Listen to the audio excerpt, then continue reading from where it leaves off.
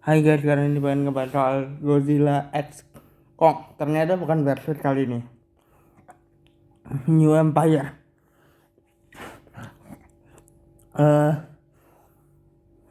Godzilla X Kong New Empire ini mengisahkan entitas yang bisa, yang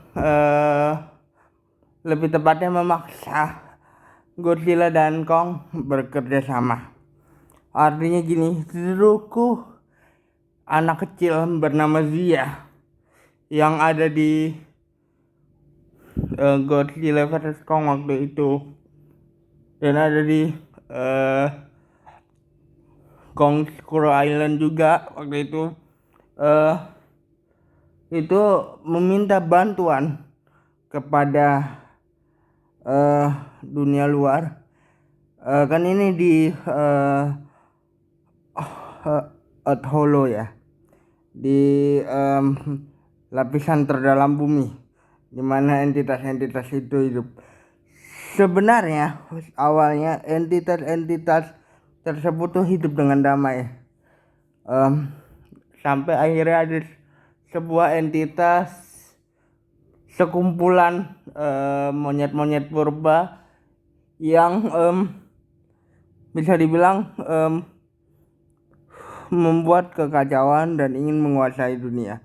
Nah, monyet-monyet purba ini seringkali atau sudah menaklukkan sebuah entitas Godzilla dari zaman Age atau Ice Age. Nah, Godzilla dari zaman es tersebut ditaklukkan oleh sekumpulan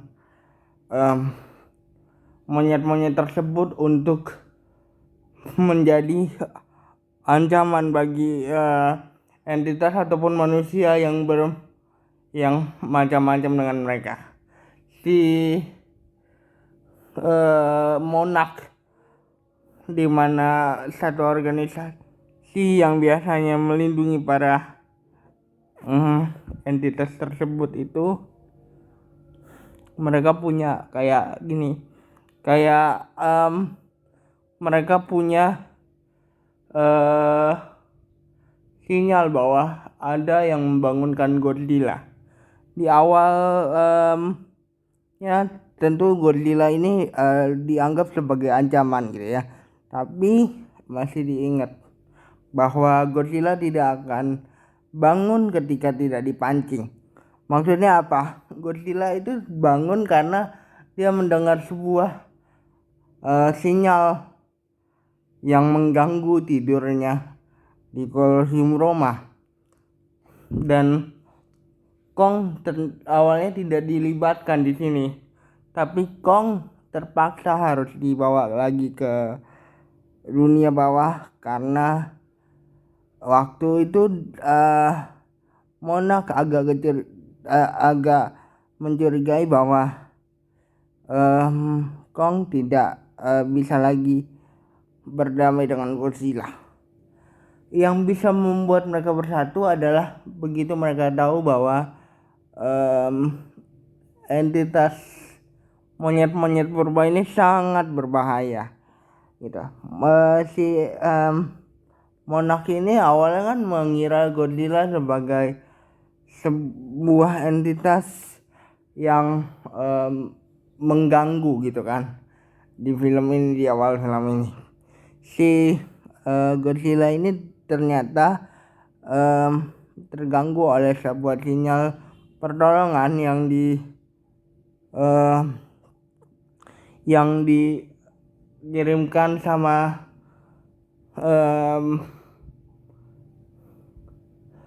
sebuah suku entitas kuno yang ada di bawah tanah. Ya, ternyata masih ada suku entitas kuno yang hidup di sana. Dan dari situlah mereka tahu bahwa dulu tuh sebenarnya entitas-entitas tersebut itu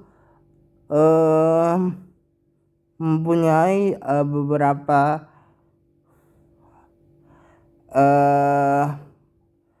kepentingannya masing-masing. Artinya gini, mereka hidup dengan damai Kenapa bisa berantem? Karena satu sebuah entitas kera purba yang ingin menguasai dunia, itulah yang membuat mereka kacau.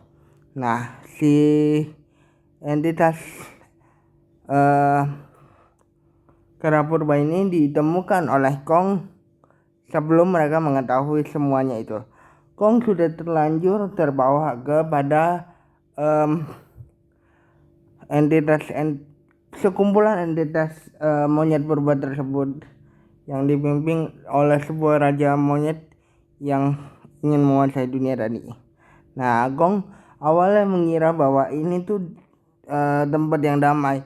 Kong juga awalnya ke dunia atas karena ada masalah di kesehatannya, tapi Gong ini kayak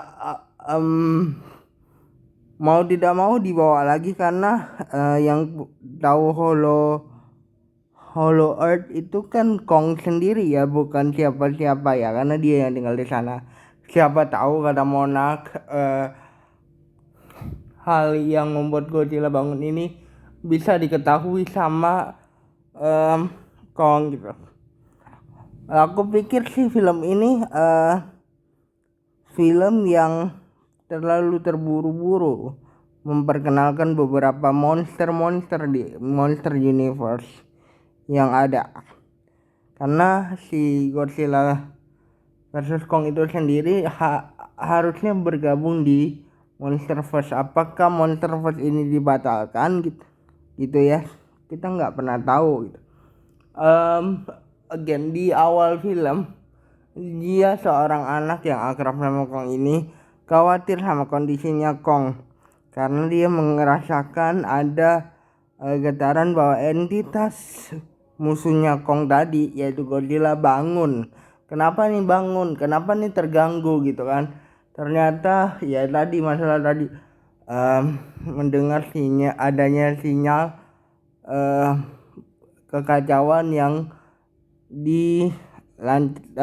dibuat sama suku tadi. Nah, mengembalikan kekuasaan sebuah entitas sebenarnya menjadi premis utama di film ini.